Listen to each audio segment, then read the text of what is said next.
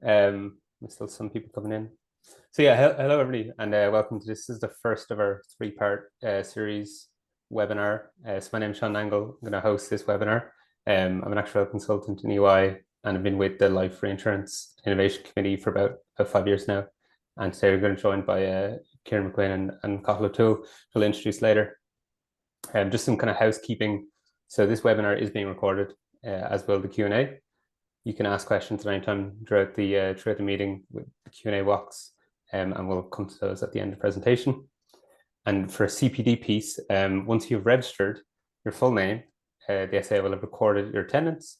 There's no longer need for verifiable CPD inside CPD scheme, but you may need it for other organizations. So over to the event. So, I mean, with the kind of rapidly changing economic, demographic, political environments, we're seeing insurance and reinsurance companies want to evolve the way insurance works and how they're kind of interacting both with customers as well as distributors. We see insurers and reinsurers implementing kind of product innovation, underwriting developments, and embracing new kind of powerful data-driven tools and AI to kind of navigate these increasingly complex risks, new demands from customers, and empower the customers as well. So that kind of backdrop has led to us pulling together this three-part series for the Life Reinsurance and Innovation Committee this year. This first series is kind of looking at from an Irish perspective. So, we're going to have Kieran McQueen from the ESRI to present a summary of their recent analysis on Irish historical demographic and economic trends and how we might use that to predict future trends in the Irish market. And then Cathal O'Toole will then overlay what this may mean for Irish reinsurance and pensions industries. The second webinar is happening at 10 a.m. tomorrow morning, and that looks at examples of innovation in life and health insurance industry in Asia.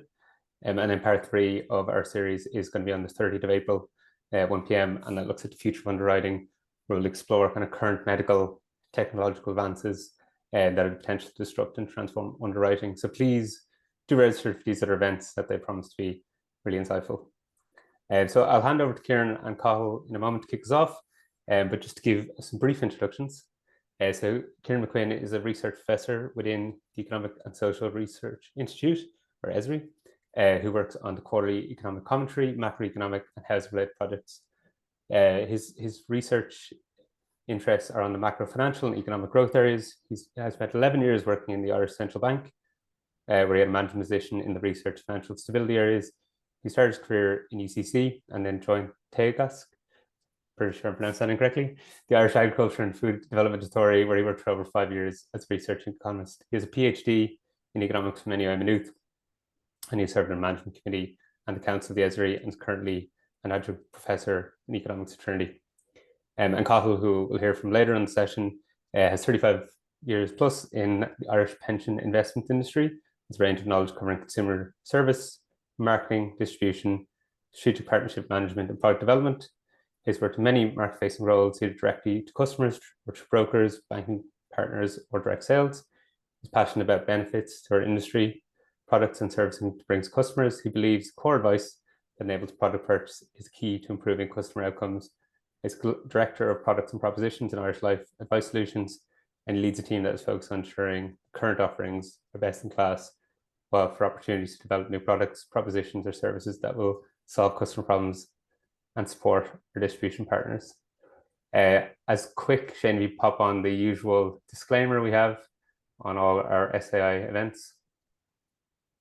Is the views expressed by the presentation are of the presenters and not necessarily of their employers or Society of Actuaries. And then we also include our competency framework, where we're mostly kind of looking at the attributes component and knowledge as well. So yeah, I'm going to hand over to Kieran now to bring us through his slides. Cathal will bring us through his afterwards, and then we'll have the Q&A session. But again, you can raise questions anytime. Thanks very much, Sean, and thanks very much for the opportunity to present here this afternoon. So the presentation is entitled Demographics, Higher Investment and the Potential Growth Rate of the Irish Economy.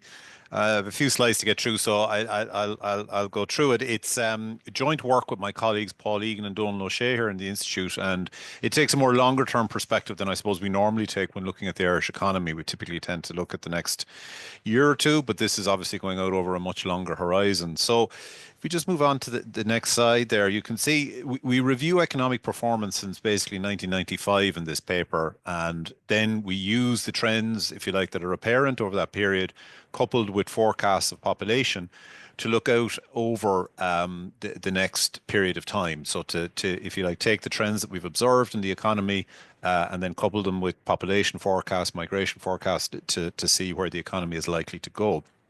So if we just look at the review of the economy in the next slide there, Ireland in a snapshot, 1995 to 2023, we can see the changes in key kind of economic and social variables. Population increasing from 3.6 to 5.3 million. Employment over doubling from 1.3 to 2.7, which is a huge, huge change and transition. Output per capita increasing, if we look at it in an index form. Exchequer receipts, so the kind of government taxation revenues increasing substantially, and life expectancy, which is actually a very popular measure of comparing countries across time and across countries. And you can see how Ireland has shot from 34th in the world. This is the World Bank table on life expectancy down to 9th. And so that encompasses a variety of variables. So really significant economic progress over the period. If we look at the next slide, though, you can see that there's another snapshot. You can look at the Irish economy, which is look at house prices, and you can see the huge variability and fluctuation in house prices over the period as well. Big boom up until 2007, 2008, and then a huge fall off in prices between 2008 or 2007 and basically 2012. And we've seen a significant and persistent increase in prices since then. So what do we do? If we look at the next slide, we can see that, we believe that the economy is broadly speaking at a crossroads. And by that we mean, we've seen very strong, persistent growth over the last period of time. This has mainly come about after the global financial crisis. The economy has really rebounded very strongly over that period of time. And when we control for some of the distortions that are apparent in the Irish national accounts, which is, involves quite a bit of work over time, we can see where and how the economy has performed. We then use a standard kind of traditional, what we call a solo growth model and growth accounting calculations. And we use that to then generate forecasts for the economy over a period of time. We have to make a certain number of assumptions, particularly around total factor productivity, which is the key engine of growth in an economy over time. And we make assumptions around things like investment rates and weekly work hours. And then we use the latest demographic forecasts. And in particular, we take three different forecasts. We take a baseline forecast, and then we take a high and a low migration rate assumption to accompany that forecast. If we go on to the next slide, what do we find? Well, this is the kind of the giveaway. What we see is the economy, the growth rates look set to modify quite considerably over the coming years. The very substantial growth rates that we've seen since 2013 are likely to be coming to an end. And the reason for that is we'll see the declining rate of productivity growth over the longer term, as well as some of the demographic assumptions, all kind of, if you like, contributing to a slower pace of growth. We still will have a significant pace of growth, particularly compared to other countries, but slower than what we've been experiencing. We do some scenario analysis, and what that suggests is that plausible increases in both TFP and investment rates in particular can help to increase the baseline growth rate of the economy over the next period of time. Over the longer run, we do give, if you like, observe this issue of what they call a demographic drag. So as the population gets older, we will see that have a negative and adverse impact on economic growth. So then if we just go to the model, it's a very standard growth accounting model. So it basically breaks down output growth in terms of total factor productivity, capital, and labor. And I'll leave readers to look at the paper which accompanies the presentation in terms of the details of how we generate things like capital stock, etc. But we use very plausible and kind of standard assumptions in doing so. If we move on then to the next slide, we can see the labor input. So this is important because what we do in the labor input is we don't just allow in, if you like, the overall population change, which we can see in the scenarios, we also allow the population cohorts to change. So within the total population, we see movements along the different cohorts. So we break out cohorts between 15, 19, 20 to 24, all the way up to 75 and up.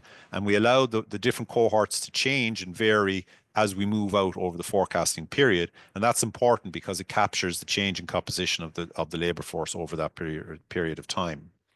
So if we look at the next slide, we can just see the baseline population levels. And these are taken from work by my colleagues Adele Bergen and Paul Egan in work they did looking at particularly the structural demand for housing last year.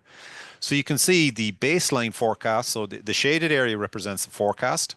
And the white area in the graph is the historical. So you can see the historical increase in population up to 2023, and then you can see the forecasts that we use, the baseline in blue, and then the low and high migration in yellow or in green and red correspondingly. What you see is that you see population continuing to grow over the next 20 to 30 years, but thereafter you can see population smoothing off or even falling, particularly under a low migration scenario. Some of the other assumptions that we make in terms of future unemployment rates and average work week, you can see we basically take where we are at present in terms of future rates for both these categories. Maybe a little bit optimistic as far as the unemployment rate is concerned, but in the paper that accompanies the presentation, we do a lot of kind of robustness check around alternative population levels. So when we combine both the unemployment rate assumption, the average work week, and the population forecast I've just shown you, you get the next slide, which is future employment levels. And you can see with the corresponding employment levels, if you like, in terms of the population levels I just showed you, and in terms of the underlying key assumptions that we get to arrive at that. So you can see again, the baseline employment levels there in blue, the high migration employment levels in red, and then the low migration employment levels in green. And you can see that's measured in millions. If we take the next slide, you can see just we convert that into hours worked. Again, that's just taking the average assumption about the average work week. And again, you may see variations in the average work week over the next period of time. So again, that, would lead to a certain, if you like, variability around the forecast. But nonetheless, you can see how the hours worked is moving through time. I think what you might notice if you were to compare this slide with the population is you can see there's a greater variability in the hours worked, and because we're capturing the change and the shift in the composition of the workforce. The fact that we have an older workforce as we move out through the forecast period means that the hours worked falls off a little bit quicker than what the population levels do. So even though the population levels may be suggesting somewhat higher levels of hours worked, the actual number of hours worked that we forecast declines because of this change in composition. Okay, in the next slide, this is just the basic model that we use then for forecasting. So again, we take the basic solo growth model and then we roll out the capital stock in a perpetual inventory method. We take our labor as we've defined it in terms of the unemployment rate, participation rate, and the working age population. And then we take investment as being the composition of the investment rate S times output there at the second last line. And then we have an assumption around total factor productivity. G. These are all kind of standard assumptions that one uses in a solo growth model. So if we take the investment rate and the assumptions and the TFP assumptions, you can see that investment rate, and we take a modified investment rate. So we're allowing for some of the distortions that are apparent in Irish macroeconomic data, mainly due to the multinationals. You can see that the investment rate, which is investment over output, is around 19%, which on a historical basis is actually quite low compared to where the economy has been over the last period of time. You can see the investment rate dropped off dramatically historically after the financial crisis. And again, that reflected a fall off both in government capital expenditure and in private sector investment. So overall, you've got quite a low investment rate in the economy at present. TFP, we have it growing relatively modestly in the forecast period of less than 1%. And again, that reflects the fact that as economies mature, akin to the Irish one, you do see a fall off in the pace of growth of total factor productivity. And that's what we observe in the Irish context. So when we put all of that together, so when we put our assumptions around investment, around total factor productivity, and then the labor market assumptions, we get our output and our output per hour estimates. And these are in the next slide there in the table. So these are our baseline forecasts. These are, if you like, taking the baseline population level and the baseline investment rate, which is basically rolling out the investment rate as it is at present at 19%. And what you can see is that on a per annum basis, the output growth will be somewhere in the region of 2% between 2024 and 2030. So that's per annum over the next 5 or 6 years. And then as we move into the next era, the 2030 to 2040 period, we see the output growth falling off down to 1.5% and then down to 1.1% as we move further out beyond that. And that's reflecting, again, the changes in the labor market and changes in total factor productivity growth as we move out over time. The slower pace of productivity growth, the slower dynamics coming from the labor market, all meaning that we have a slightly slower pace of output growth in the economy over the next 20 to 30 years. If we move to the next slide, we discuss basically the scenario analysis that we accompany the baseline forecast with. And we've two sets of scenario analysis. One is the different population forecasts. So we see how using the different population forecasts affects our output estimate. And then we also look at investment. So if we move on to the next slide, just to briefly discuss the investment scenario, because obviously variations in population are something that we expect in an Irish context. But as far as the investment is concerned, as I said in the earlier slide, it's worth noticing how much investment has fallen off in the rate of in the Irish economy over the last period of time, reflecting the collapse in the economy after the financial crisis, the deterioration in the public finances, meaning that public investment in particular fell, but of course private investment also fell. We've had a number of reviews of kind of infrastructural deficits in the economy. And of course, at an EU level, we've seen recently the Draghi report, which advocated very strong increases in investment across Europe if we are to boost kind of potential output growth. So what we do, therefore, is propose two scenarios. We propose an investment rate which grows to 25% by 2030. And then we have a more ambitious scenario where we have investment growing to 30% of output by 2033. These are just two arbitrarily taken figures. The 30% reflects the investment rate which prevailed at the height of the Celtic Tiger. And then the 25% obviously is in between the present rate, 19, and that more ambitious rate of 30%. And just to kind of give you an idea, you can see the two investment scenarios there, the green and the red, accompanying the baseline investment forecast that we have in the scenario or in the analysis. Okay, to summarize, and again, there's a lot of things going on in this table.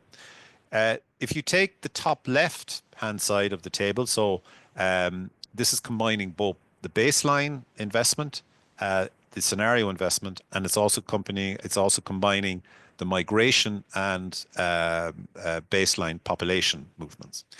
So in the top left-hand quadrant of the table, you can see the forecast that I've presented already. So these were under the baseline population and the baseline investment scenario. So you have 2% per annum between 2024 and 2030, 1.5% then between 2030 and 2040, slowing down to 1.1% after 2040. If you come all the way down to the bottom right quadrant of the table, you'll see what happens when we have the more ambitious investment scenario. So when we move to 30% investment by 2033, and when we have the high migration scenario. Okay, so we're combining both the high migration and the high investment scenario in that bottom right quadrant. And the result which sticks out there, I think, the most is the increase in output growth between 2030 and 2040 under that higher investment and higher population scenario. You're adding over 1% output growth to the economy during that era, during that decade, due to higher investment, i.e. 30% investment, and a higher population level. The investment is accounting for the majority increase, so that the higher investment is accounting for nearly 1%, and then the population growth is accounting for around 0.2% of the additional growth over that period. So that just kind of gives you a neat kind of summary of the baseline position and then the implications of the different scenarios that accompany it. And as I said, the bottom right summarizing the two scenarios, the two relatively optimistic scenarios in terms of high migration and the higher investment scenario. Okay, so the key results then and policy implications. We think the economy is set to experience lower growth rates over the coming period. This was analysis which was completed even before the kind of uncertainty presently in the markets due to the kind of the trade policy, if you like, of the new American administration. So these were trends that we saw anyway, but they possibly will be exacerbated by some of the tariff scenarios if they come to pass. Our scenarios indicate, the scenario analysis that we conduct indicates that increasing population and investment could increase output by over 1% per annum, with higher investment accounting for almost 1% itself. Lower pace of productivity growth is a concern. This is something which has afflicted many Western economies.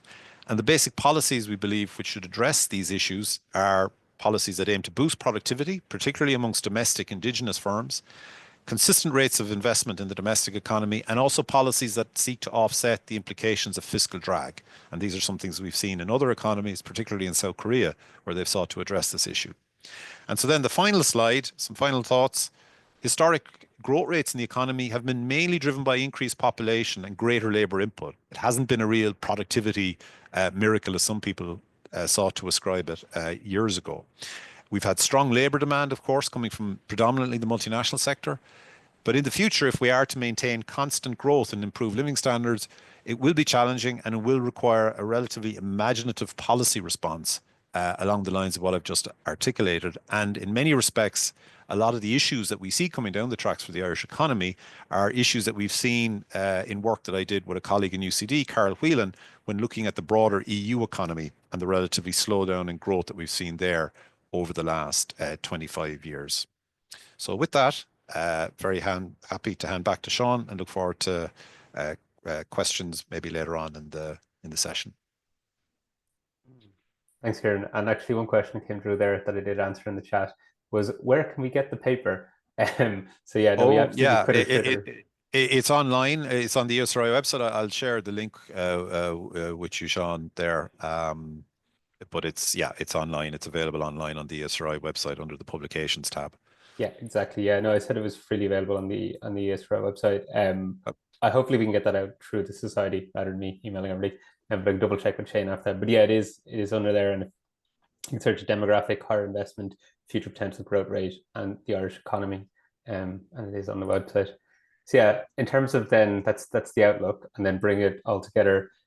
Cottle's going to kind of touch on, well, what could it mean in terms of insurance and life and pensions perspective. Over to you, Cottle. Thanks, Sean. Thanks, Kieran. Afternoon, everybody. So I suppose what I'm not going to do is probably look out 25 years as Kieran's projections did, which are really interesting. It's probably more into the near term. Notwithstanding moderating growth of population and employment, it is still, I suppose, a vibrant economy from our perspective in terms of the life and pensions industry. Not without its challenges, and I'll speak to some of those. But it feels like there's things converging in our industry that are going to help improve, I suppose, the outcomes for customers, bearing in mind longevity, the pension drag, and I suppose general confidence that wanes, ebbs and flows, and particularly at the moment is particularly heightened given what's happening in the global market. So I have underlined the word growth because I still believe this is a growing industry and has great opportunities out into the medium term. Based on some of the research that I'm going to share with you. So maybe if you jump on a slide, please, Shane, thank you. So I'm going to dig into 3 areas that I suppose takeaways for me from Kieran's slides and look at them in a bit more detail. So I suppose obviously there's a demographic drag and there's obviously an aging population. So the population might be stabilizing, but we are getting older. So today we have about 900,000 people over the age of 65. That's projected to almost double in the next 25 years. So we are an aging population, and that is going to put pressure on the pension system. And we need to look at that. We have a population that is underinsured and undercovered, and obviously is a population that's living longer. So longevity concerns and health concerns are something I want to speak to as well. And then there's an ongoing piece, which this I suppose culturally Ireland is a risk-averse culture. And we see that in terms of where people are or aren't investing their money as their wealth grows. I will speak to the word wealth, which is not a great word to use because it does have negative connotations. I was one of those 1.3 million people working in 95. And when we spoke about wealth then, it definitely meant people who had a lot of money compared to the haves and the have-nots. So if you want to flick on a slide, we'll look at the pension impact. Shane, thanks. So as I mentioned, the pensions, it's going to put pressure on the pension system. So in the days when I joined the industry, I think there was about, for every one pensioner, there was about 5 or 6 taxpayers. So they were obviously funding state pension. By 2052, that's going to be a significant swing, where there's only 2 workers for every pension. And the Irish state pension, believe it or not, if you speak to any international expert in this, we are seen as one of the most benevolent social welfare pension systems in certainly in the Western world. Notwithstanding, I'm sure people have views on that, but that is definitely a drag, and I suppose the sustainability of that is concerned. And it's probably no secret that one of the reasons for auto enrollment is to try and reduce the burden on the state. So auto enrollment is coming down the tracks fast at us. At the moment, it is a September go live, albeit Jack Chambers has recent pronouncements that maybe from an exchequer perspective, it might be pushed out. There's concerns on costs and employers, but it's happening. It's going to happen, I'd say, within the next year. And 800,000 people who are without a pension provision today, other than the state, will be registered into that. So that is really good. That's a really good outcome, I suppose, in one fell swoop. The industry and the state has moved people into long-term planning and considering their long-term planning needs. So that is certainly the message, I suppose, that both the state and the industry is trying to convey to people out there, that you cannot rely on the state going forward. It's probably not a sustainable model, and that's not a message I suppose people want to hear. And the other problem we have today and continuing to the future at an industry level, notwithstanding you're seeing Irish Life branding here, this is my personal view, but I suppose the industry is having the same conversation, that when people who have funded for their retirement on a private basis are hitting those retirement points, the word that is being used quite a lot, unfortunately, is regrets, that they realise that the pot that they've landed into retirement with is not what it needs to be to give them a standard of living in retirement. And obviously expectations around standard of living are increasing all the time. So that is a concern for us as an industry. And then the other piece is, I suppose, to understand how people's working trends are going to change. So the whole gig economy and how people will work into the future. So no longer the job for life that I've enjoyed, but people will be changing jobs, and obviously we'll have pension pots and we'll move those around. So they're going to end up with multiple pots, and multiple pots causes confusion. Could be different rules and regulations around them. So it speaks to they need help, our consumers need help around that in terms of planning for pension. So again, I suppose what I'm seeing is the dynamic around that is changing, that pensions is no longer, I suppose, a word that was associated with more affluent people, that it is an absolute basic necessity. So then in terms of the longevity piece, that's been an ongoing, I suppose, both opportunity and challenge for our industry. We can see the pressure in the healthcare system. It's interesting, but I think this is a dynamic that is going to change quite rapidly in our society. So there are actually only 27,000 people in nursing homes in Ireland at the moment, but there are 500,000 carers. So there's still a huge amount of caring in the home of family and friends and strangers.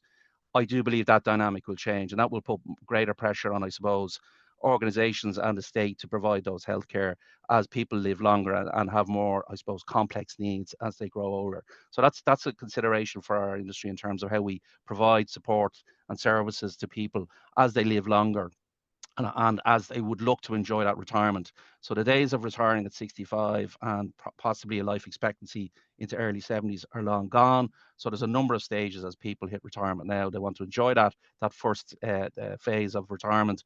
Then I suppose make sure they're as healthy as long as possible. And then really it's stay in the home as long as possible. That all costs money. So that has to be figured out both at a government and a private industry level. So that's certainly a head scratcher for us as an industry. And 27,000 people in 440 nursing homes. So what does that need to grow to provide those services and those facilities in a way that I suppose is reassuring to the person that's receiving the service and to their family, who are also trying to deal with the complexities of modern living. And then the other piece, I suppose, Ireland now has got to a point, if you look back to 1995 and where we are today, that intergenerational wealth transfer is just it's exploding, and that might be primarily property driven, but there's definitely other assets have been accumulated by the parents and grandparents. And that is definitely something that needs to be considered. And it doesn't take a lot from the inheritance of, say, a property or an asset to fall into a tax bracket, so, or into a capital gains tax payment. So that people need help and consideration of that. Again, in the past, inheritance tax was always seen as something that only wealthy people needed to worry about, but that is now a real scenario for a lot of people on those inheritances. And then the piece that really, I suppose, bugs me, and it's not something I share with pride, is that as one of the more developed countries outside of mortgage protection cover, we are so underinsured. So, less than 1 in 2 people, when we take their mortgage protection to a side, have no protection needs. So they're not protecting their family, they're not protecting their income if they die, if they get ill. And that's a bit of an indictment, but it also shows the opportunity for us to educate and improve awareness on that. And that probably leads into, I suppose, where the consumer sentiment is, and the behavioural side of this is. If you want to flick on, Shane. So I suppose the big piece for us is that our industry tends to bump along based on what's going on in the markets, albeit the markets don't dictate someone's need for a protection policy, a health insurance policy, or long-term pension planning, but it does seem to capture the zeitgeist. So certainly at the moment, there's a lot of conversations around market volatility. That can lead to the wrong decision making.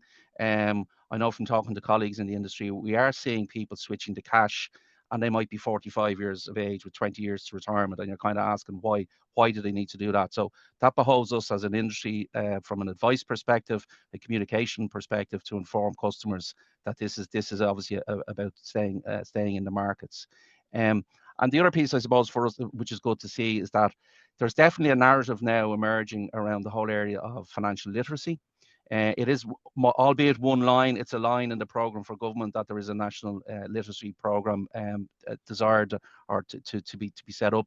Obviously, we need to see what that looks like. Certainly, the industry has a role to play in that, but it's good to see that at a national policy level. Because Ireland, I suppose, in terms of as an organisation or as a country, doesn't really understand what that means in terms of financial planning, pension planning, investing outside of traditional savings accounts. So there's definitely a gap there, and I'll speak to that in a second. And then I suppose some of the demographic shifts that we're seeing is the age of home ownership. As it's no secret here, I'm sure people understand that themselves in the call, it's moving out. So 38 is the average median age of first-time house buyers. If we go back to 1995, that would have been in the late 20s, early 30s. So that has shifted quite a lot. And obviously, it's even older for someone who's buying on their own. There's also going to be a dynamic and a shift in the home ownership. So certainly Ireland is probably one of those countries that is particularly passionate about owning the land and the piece of property. So, hopefully Kieran will back up this research, but ESRI is, projecting that in the future, those of us in the age 35 to 44 category, only 2/3 will own a house, whereas anyone today, 90% own their home. So there's a renting piece there, there's a cash flow piece. Need to consider what that means for retirement planning into the future. So there's definitely a change in society in terms of when people, I suppose, get on the housing ladder, when that gives them capability and opportunity to look into their future financial planning needs, and ultimately what assets they have into retirement. So it's a challenge. It's a challenge for the industry, and it's definitely an educational piece. And then consumer confidence around finances. So again, it's perceived as financial planning or wealth management or whatever you want to call it is not something for me. That very, very low awareness of finances in terms of where people feel comfortable and feel knowledgeable, and typically they tend to be older people. So in terms of wrapping that up onto the next slide, Shane, what I suppose what that means for us as an industry and to meet these challenges is what I call closing the advice gap. So today, 80% of new activity in the Irish market, life pensions and investments, is delivered through brokers, independent financial advisors. And we see that continuing to grow. So they're a critical medium to delivering advice alongside banks, alongside advisors that are employed by insurance companies. But we need to scale that up, and we need obviously to talk to more people. Particularly when you consider that 6 out of 10 haven't actually had any kind of formal financial advice in the last 3 years, and dare I say even longer than that.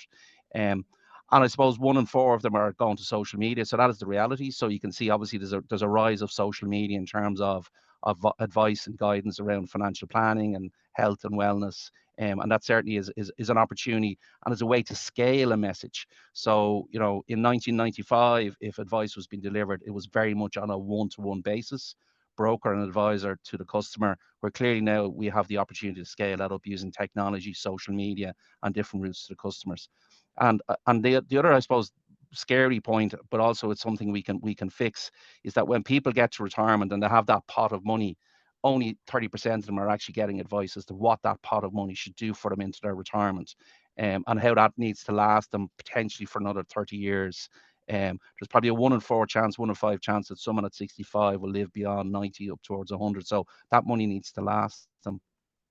And then again, and it's great to see that the government literacy program, you know, obviously educating people, but, you know, fundamental question, and again, we need to look at that as an industry level as well, is where do people go for advice? How do they seek it out? So that's a challenge, but also an opportunity. I think in this day and age, it's possible for us to scale up and to reach more customers. I spoke before about the undercovered, you know, outside of their mortgage protection. You know, the 800,000 that will go into the auto enrollment. So the auto enrollment scheme, as we understand it, is going to be great, and obviously we'll have an employer contribution and an employee contribution matched by a government top up. But from what we can see, it will be transactional.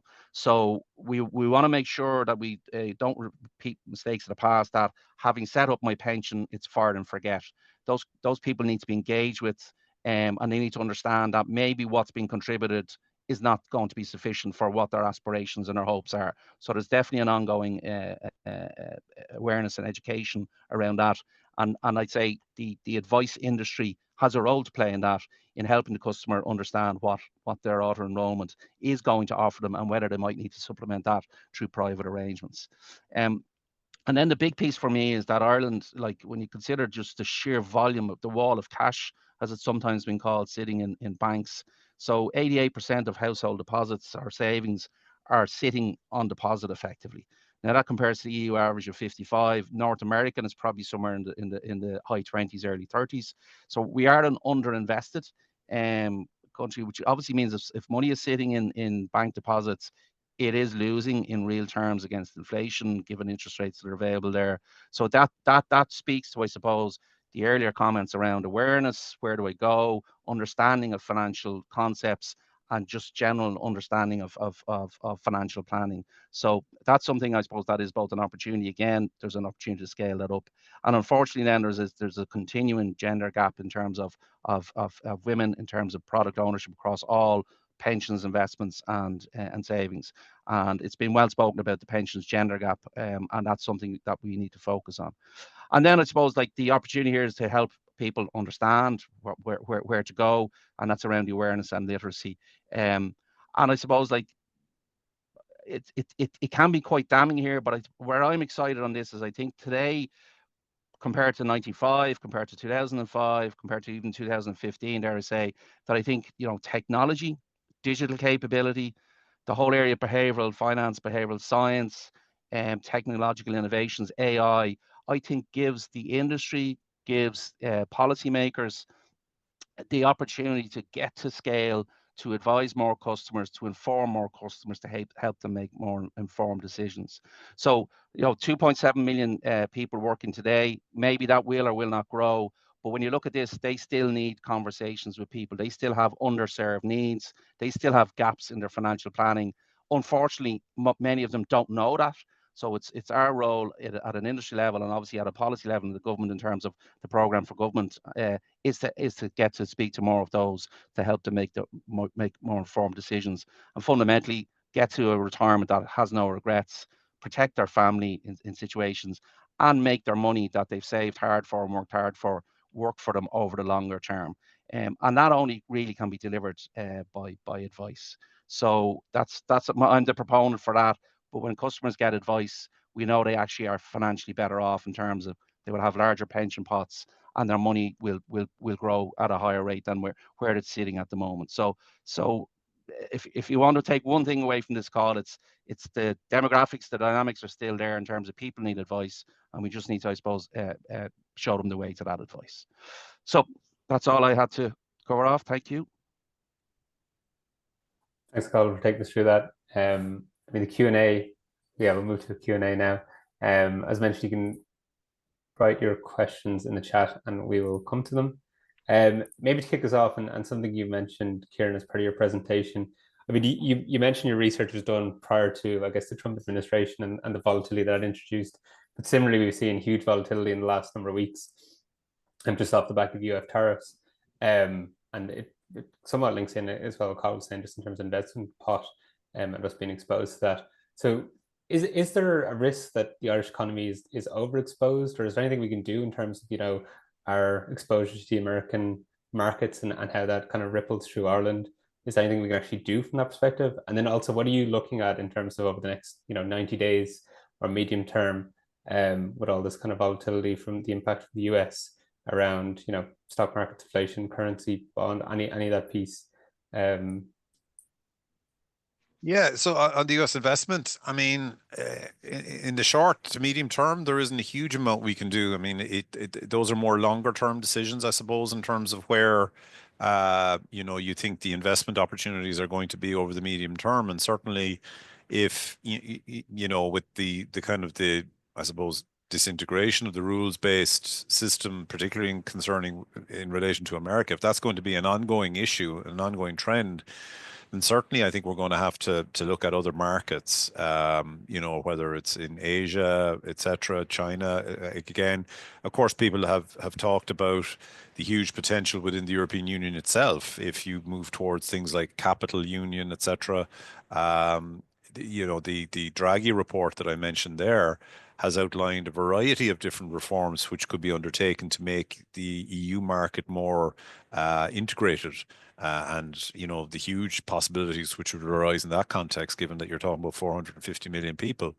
So certainly over the medium to longer term, there is definitely a question if this kind of approach that we're seeing from the present administration in the US, if this is going to be an ongoing feature of US kind of relations and how it conducts itself, then that certainly is going to throw big issues as far as our longer term approach is concerned.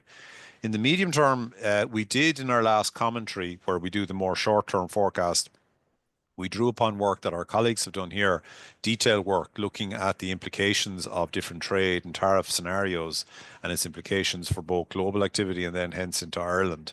And it's clear that, you know, even we looked at, for instance, a 25% bilateral tariff. So that was where the US imposed a 25% tariff and the EU then reciprocated with a similar style tariff.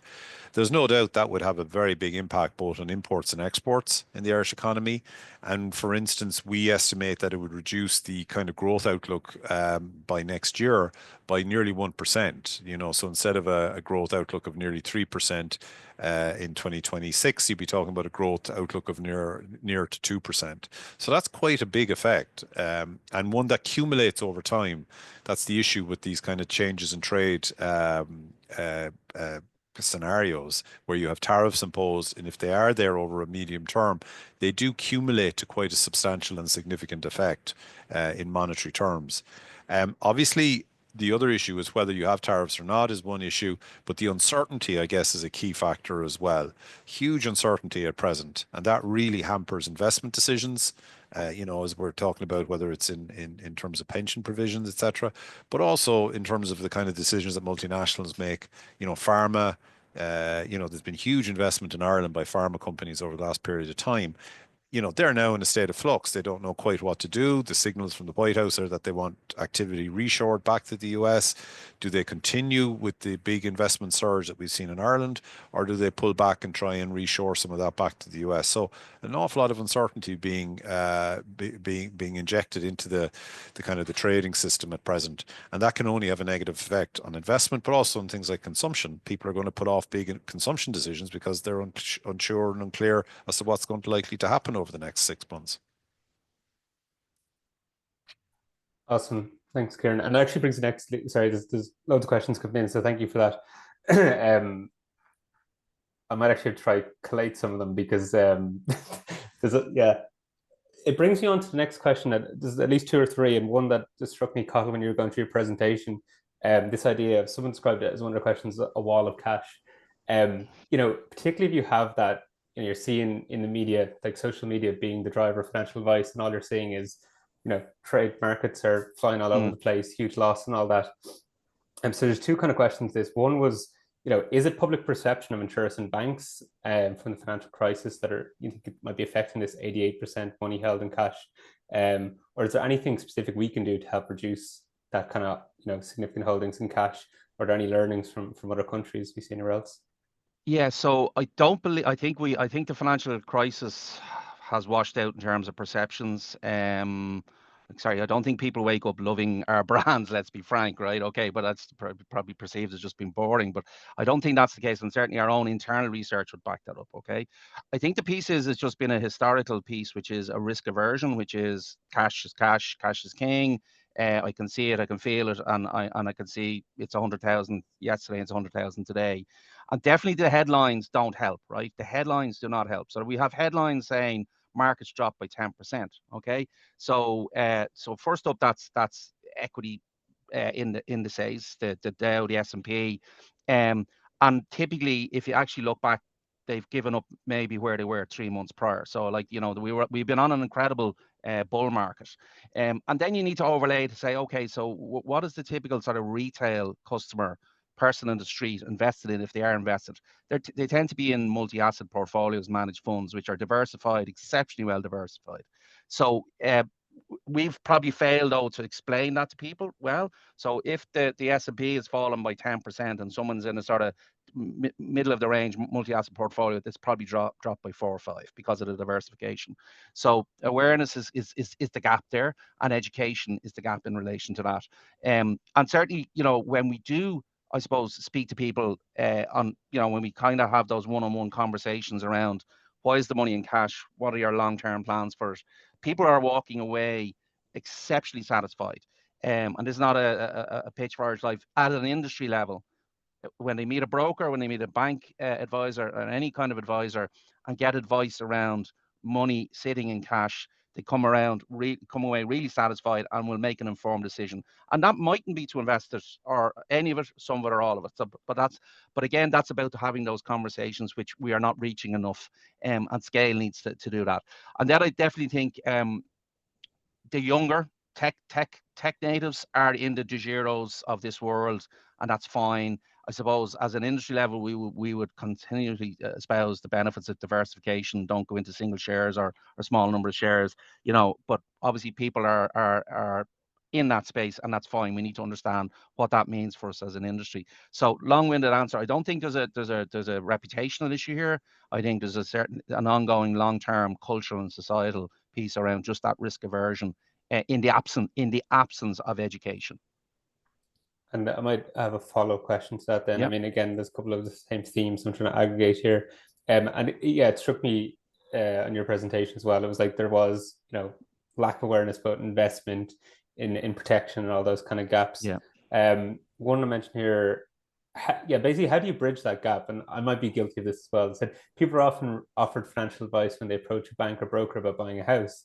But given home ownership is happening later in life, as you present in your own slides, if there's thoughts about how people in the rental market could be reached, or basically addressing people prior to their early 40s or whatever it is when they're going to buy.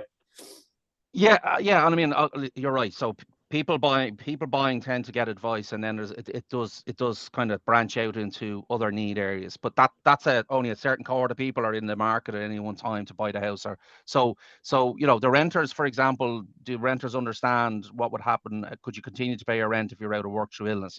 They're the conversations that we need to have with those people. Again, it's about reach. It's about reach to whatever the segment or the cohort or the life stage need is. And as an industry, we can describe all of the needs for life stages. We just need to get that to those customers and find where they're at, and whether that's through social media or through talking to our existing customers and educating them, understanding where they are in, I suppose, in terms of a segment or cohorts of behavior. So it's not straightforward, it's not easy, it's multifaceted. And as I say, we have a really strong, I suppose, existing distribution of qualified financial advisors in the Irish industry. They have relationships with existing customers. So how are they educating those existing customers? And then obviously as they widen that, and typically what you tend to see is family and friends come through that kind of conversation. What we want to avoid is getting advice in the pub. and everyone's an expert. So it's a challenge. But when we did research, and I see one of the questions was the research about 1 and 2. It's internal Irish Life. We also did internal. I mean, we went out into the marketplace, but it's Irish Life research. We also went out to where people sought financial advice, and it was amazing.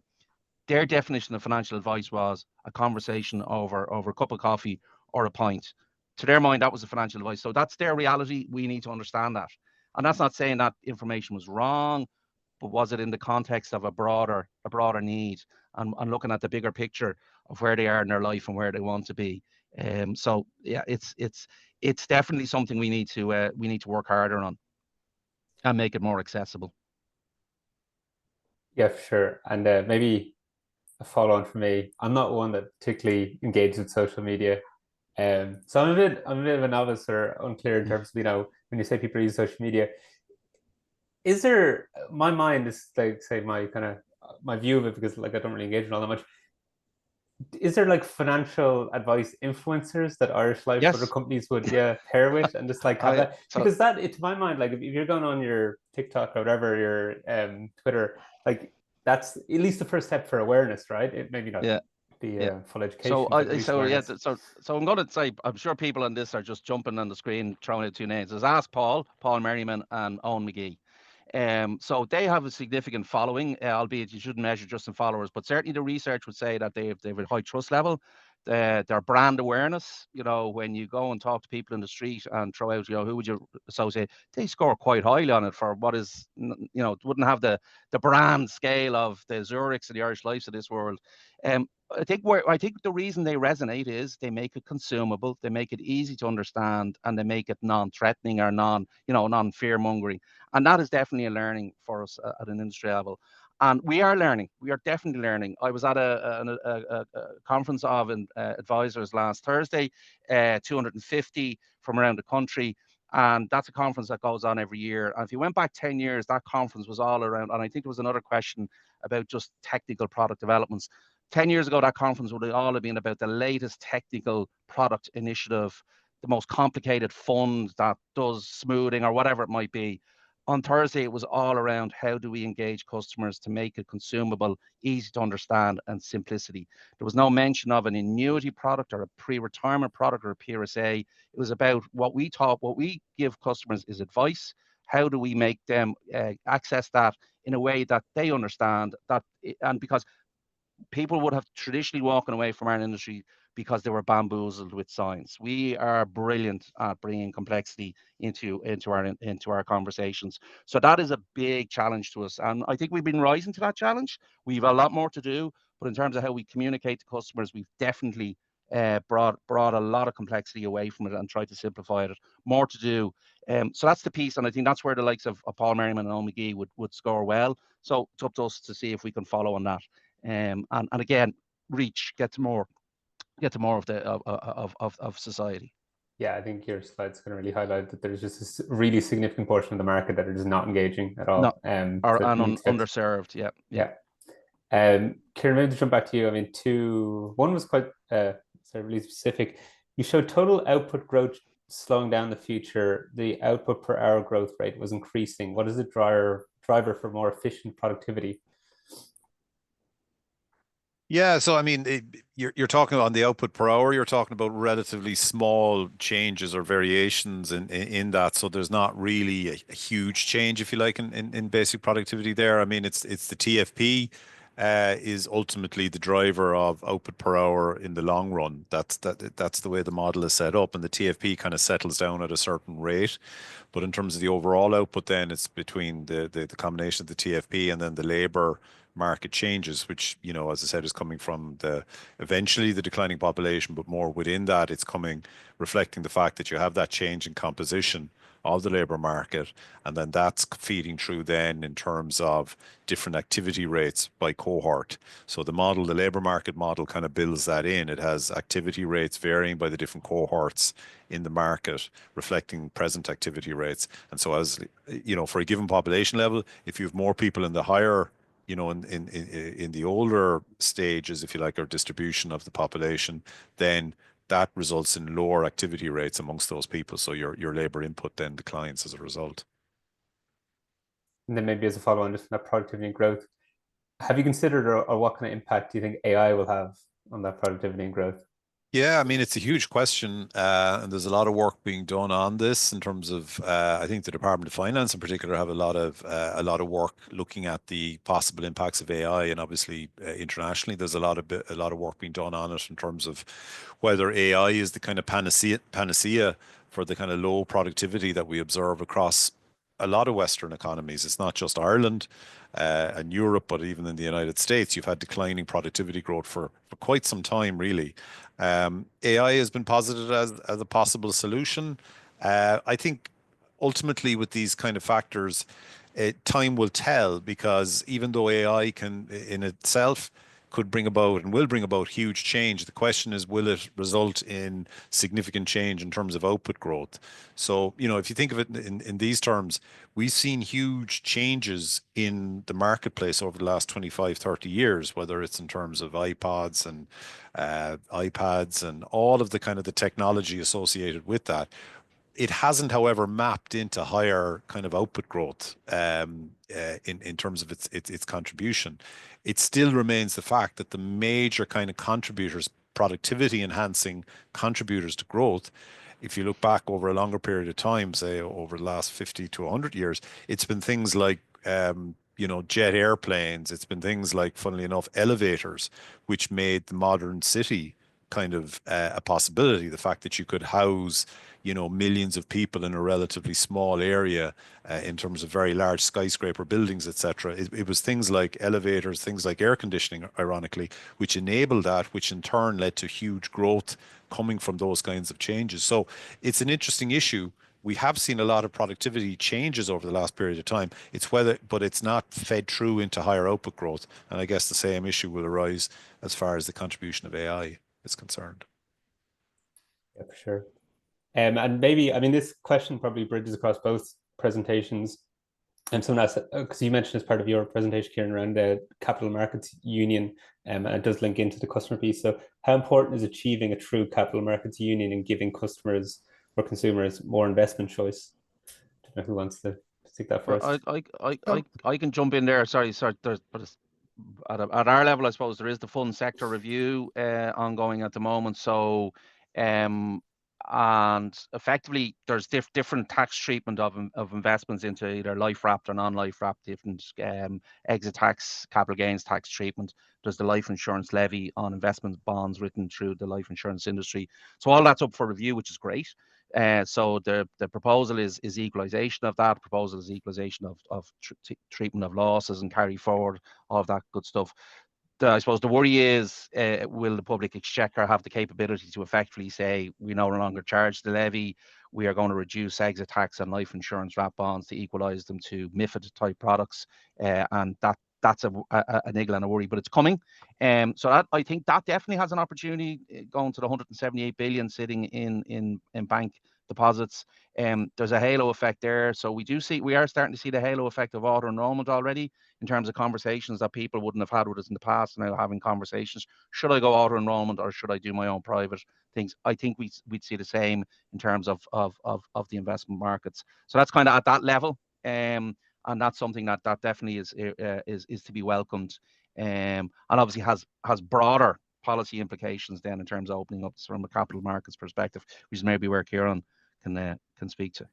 Sorry, Kieran, just before you jump in there, I'm just conscious of we're bang on the half, and if anyone has to drop off, which they might, and maybe we can run on for a couple minutes, please do join our session tomorrow morning, 10 a.m. Further discussion on innovation, focusing on Asia. Just if anyone has to drop off the half hour. Sorry, Kieran, up to you.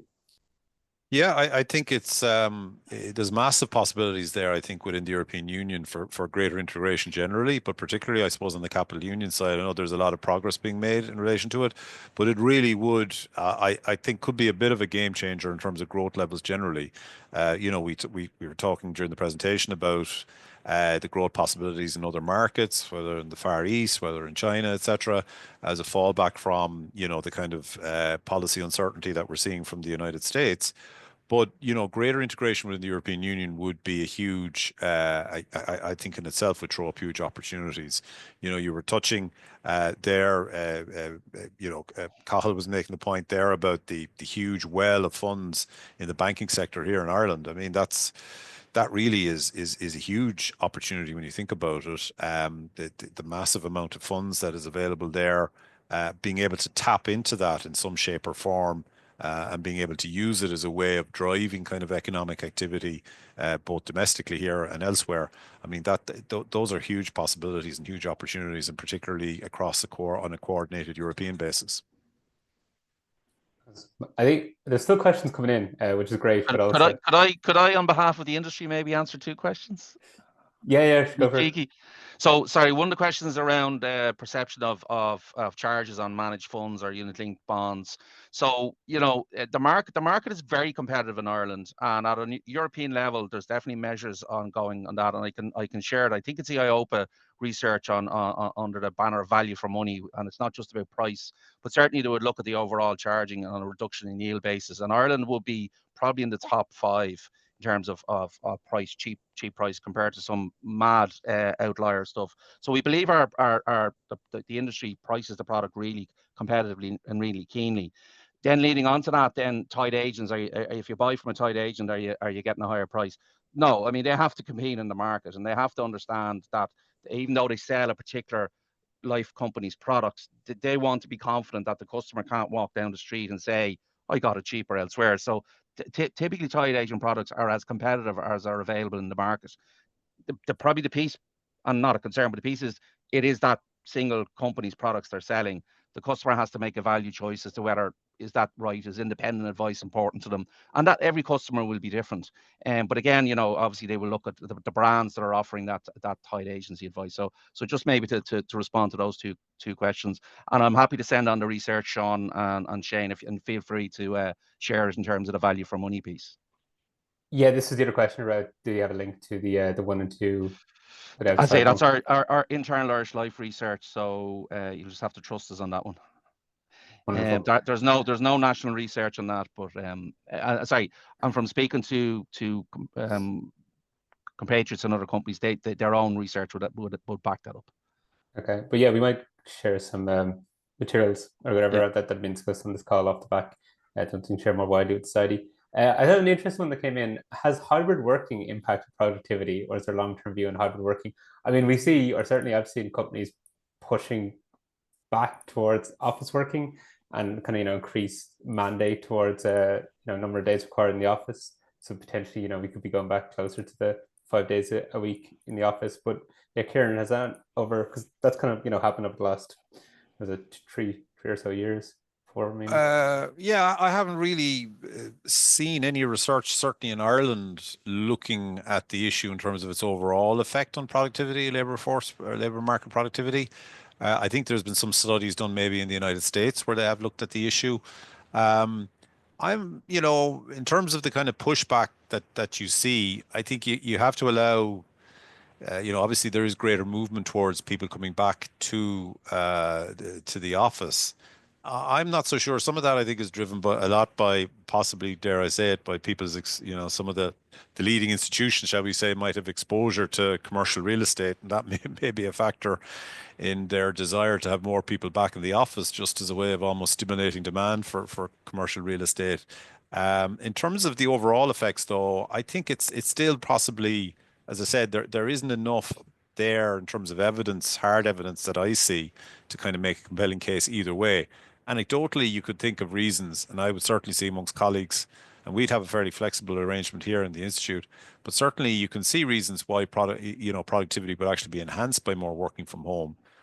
Even in terms of attendance, whereas, typically if somebody needed to take an hour off for a particular reason, in a traditional working environment, they may have to take the entire day off. Whereas working from home, you can schedule your work around those types of scenarios in a more effective way. So, but again, there's lots of changes across the distribution of old and young workers, etc. So, I think it's still a little bit, there isn't enough evidence yet, I think, to point either way.